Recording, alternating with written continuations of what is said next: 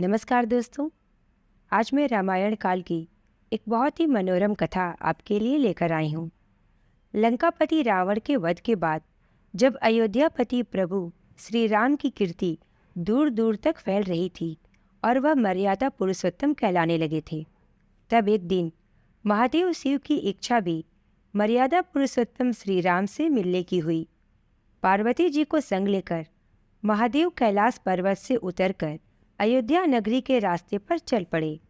भगवान शिव और माँ पार्वती को अयोध्या आया देखकर श्री सीताराम जी बहुत खुश हुए।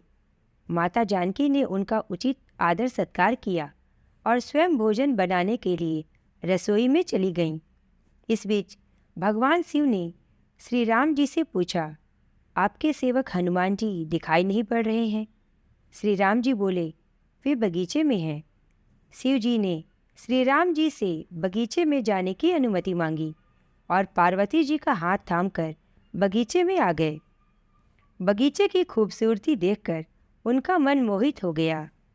आम के एक घने वृक्ष के नीचे हनुमान जी दिन दुनिया से बेखबर गहरी नींद में सोए थे और एक लय में खर्राटों से राम नाम की ध्वनि उठ रही थी। चकित होकर शिव जी और माता पार्वती एक दूसरे की ओर देखने लगे। माता पार्वती मुस्कुरा उठीं और वृक्ष की डालियों की ओर इशारा किया।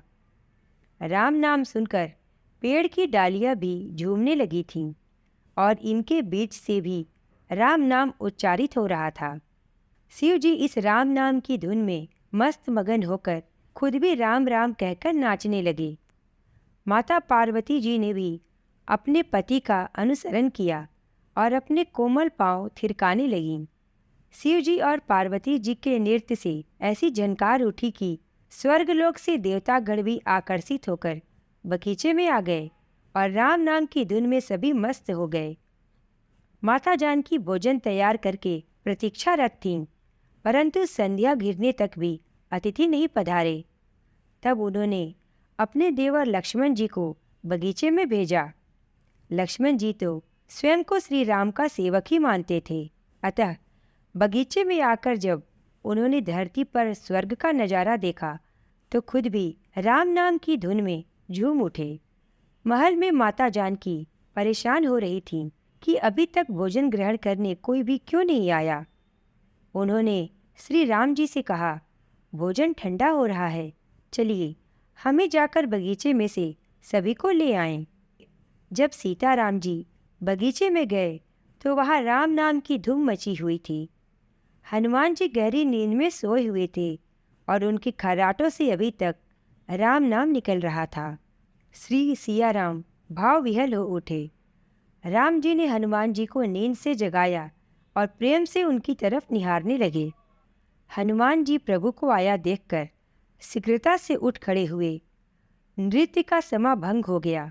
शिव जी खुले कंठ से हनुमान जी की राम भक्ति की सराहना करने लगे। हनुमान जी सकुचाए लेकिन मन ही मन खुश हो रहे थे। श्री सिया राम ने भोजन करने का आग्रह भगवान शिव जी से किया। सभी लोग महल में भोजन करने के लिए चल पड़े। माता जानकी सभी को भोजन परोसने लगीं। हनुमान जी को भी श्री राम जी ने पंक्ति में बैठने का आदेश दिया। हनुमान जी बैठ तो गए, परंतु आदत ऐसी थी कि राम जी के भोजन के उपरांत ही सभी लोग भोजन करते थे। आज श्री राम के आदेश से पहले भोजन करना पड़ रहा था।